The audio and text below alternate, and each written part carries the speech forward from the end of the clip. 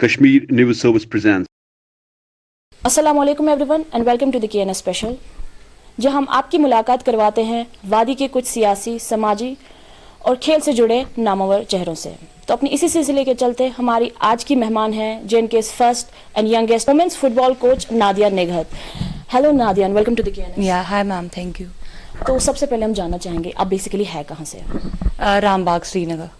तो अपनी स्टडीज़ के बारे में बताइए, कहाँ से शुरुआत हुई आपकी स्टडीज़, किस स्कूल से है अभी? स्टार्टिंग हुई थी ऑरेंज पब्लिक स्कूल से, तो उसके बाद हमने शिफ्ट करा था गवर्नमेंट स्कूल में, और अभी मेरा वुमेंस कॉलेज से भी हो रखा है, और अभी मैं बाहर अमृतसर में भी स्टडीज़ कर रही हूँ। सो अभी ये फुटबॉल का जो है आप में ये पैशन ही कहाँ से आया?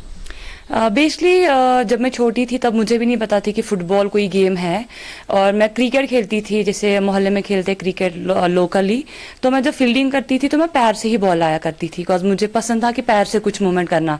तो फिर ऐसे अचानक से फिर मुझे फुटबॉल मिला, फिर मैंने फुटबॉल देखा तो मुझे बहुत अच्छा लगा कि बड़ा बॉल मिल रहा है किक करने के लिए, तो वहाँ से मेरी शुरुआत हुई थी।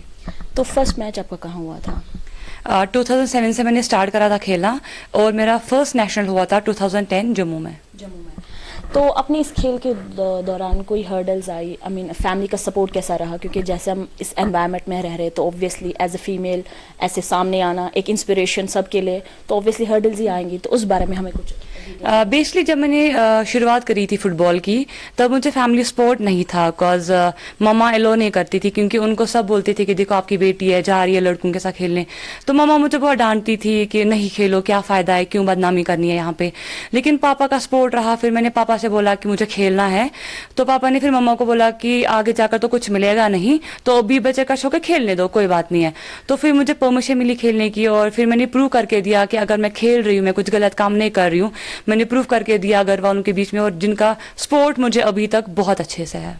तो अपनी अचीवमेंट्स के बारे में हम जानना चाहेंगे। 2010 में मैंने नेशनल खेला, और उसके बाद में 2015-18 में नेशनल खेले, सीनियर नेशनल्स, और मैं स्टेट की कैप्टन भी रही हूँ 2018 में।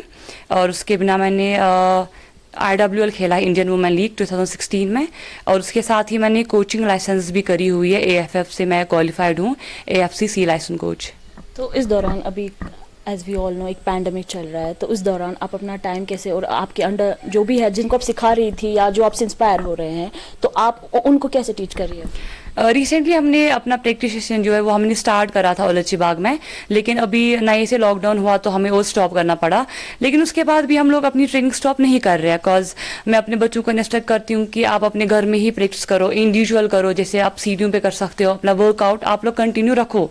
और आपके पास इन सबके पास बॉल्स है, तो बॉल के साथ भी अपने रूम में वॉल के साथ अपनी प्रैक्टिस कंटिन्यू कर रहे हैं। तो इस स्पैन के दौरान जो आपका अभी तक जो टाइम रहा है, इस दौरान जब आपने पहला मैच खेला तो कैसा एक्सपीरियंस रहा कि इतने सारे जब फील्ड में आप आए, इतने सारे लोग आपको देख रहे होंगे, तो कैसा वो एक्सपीरियंस रहा? जब मैंने पहला नेशनल खेला तब मुझे नहीं पता थी कि मुझे नेशनल्स के लिए जाना है, बिकॉज JNK से एक टीम गई थी जम्मू में खेलने के लिए अंडर 19, तो उनको वहाँ पे एक लड़की की कमी हो गई थी, तो फिर उन्होंने मेरे कोच को अप्रोच किया था कि आपके पास एक लड़की है, आप उसको भेजो। और मुझे अचानक से कॉल आया कि आप आज जम्मू जाना है, और तब मैं 11+ थी, मुझे इतना भी नहीं पता था कि लाल चौक कहाँ पे है। अब जम्मू जाने की बात तो मेरे लिए बड़ी बात थी, तो मुझे वहाँ पे घर ने एलो किया, मैं जम्मू गई। तो वहाँ पे हमारी 3 मैच थे, 3 मैच में मुझे 2 मैच में बिठाया गया था, मुझे गेम में नहीं उतरने दिया, क्योंकि मुझे आता नहीं था उतना खेलना। तो 2 मैच में बैठी थी, फिर जब तीसरा मैच था पंजाब के अगेंस्ट था, मुझे लास्ट के 10 मिनट मिले खेलने के लिए, और उस 10 मिनट में मैंने ऐसा कुछ किया कि सब लोग हैरान हो गए कि ऐसा कैसे हो सकता है, और मुझे भी बिलीव नहीं हुआ कि ऐसा हुआ था। लास्ट के आई थिंक 2 या 3 मिनट्स बचे थे, तो मुझे छोड़ा अंदर, मैंने आई डोंट नो स्लाइडली मैंने गोल स्कोर किया, और हम वो जीत गए 1-0 से, कि जो मैंने गोल किया था।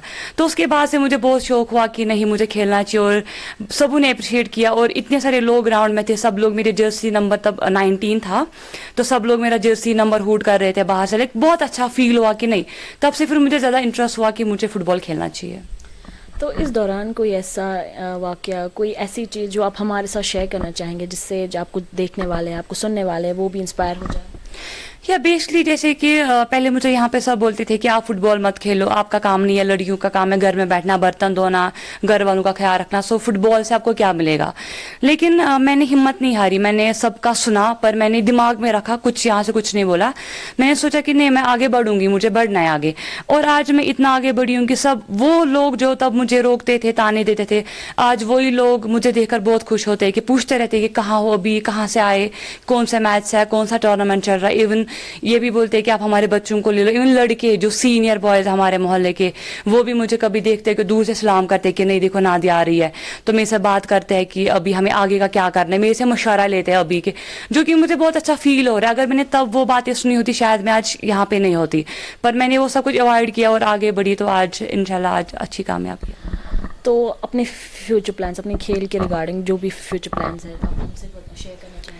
या एक्चुअली मेरा ड्रीम था कि मैं इंडिया रिप्रेजेंट करूं एज अ प्लेयर, लेकिन एज अ प्लेयर तो नहीं हो पाया, और आई डोंट नो कि हो जाएगा आगे कि नहीं। पर अभी मैं लड़ी हूँ कि मैं अभी सोच रही कि मैं कोचिंग में ही आगे करूंगी। अभी मैंने AFC D लाइसेंस और C लाइसेंस क्वालिफाई करा है, तो अभी मुझे इस साल B लाइसेंस के लिए अप्लाई करना था, बस अभी ये लॉकडाउन की वजह से नहीं हो पा रहा है। सो इंशाल्लाह नेक्स्ट ईयर मैं B लाइसेंस के लिए जाऊँगी, और होपफुली कि मैं A licence pro licence qualify करके इंडिया टीम में एज अ कोच ही जाऊँ। So at the end, what will be your message for the people? मेरी मैसेज हमेशा बार बार एक ही मैसेज है लड़कियों के लिए, कि अगर आप खेलना चाहते हैं, आप आगे बढ़ना चाहते हैं, तो आप बढ़िए आगे, आपको रोकने वाले बहुत मिलेंगे, लेकिन आप उनकी ओर ध्यान मत दो। बिकॉज आप करना चाहते हो आगे बढ़ो, बस पेरेंट्स का सपोर्ट होना चाहिए बच्चे के साथ में। स्पोर्ट्स कोई ऐसा गलत काम नहीं है, उससे क्या होगा, पहले आपका बच्चा फिट रहेगा, उसके बाद आपका बच्चा आगे नाम कमा सकता है, इवन ये नेशनल्स की सर्टिफिकेट्स उन बच्चों के काम आएंगे आगे जाकर एडमिशंस लेने के लिए भी। सो स्पोर्ट्स से आपको कोई गलत चीज़ हासिल नहीं हो रही है। सो आप आगे बढ़िए, स्पोर्ट्स में आगे, जहाँ पे आपको मेरी हेल्प की ज़रूरत है मैं रेडी हूँ हेल्प करने के लिए। इवन आप JNK एसोसिएशन में भी कंफर्म कर सकते हैं, वहाँ से भी कॉन्टैक्ट नंबर ले सकते हैं। सो आपको ईजी हो जाएगा आगे बढ़ने के लिए। Thank you Nadia, thank you so much हमसे बात करने के लिए। तो ये थी हमारे साथ JNK's first and youngest women's football coach. तो मिलते हैं ऐसी और एक शख्सियत के साथ, अभी के लिए दीजिए इजाजत। आप देखते रहिए कश्मीर न्यूज़ सर्विस, हर छोटी बड़ी खबर के लिए। Thanks for watching Kashmir News Service.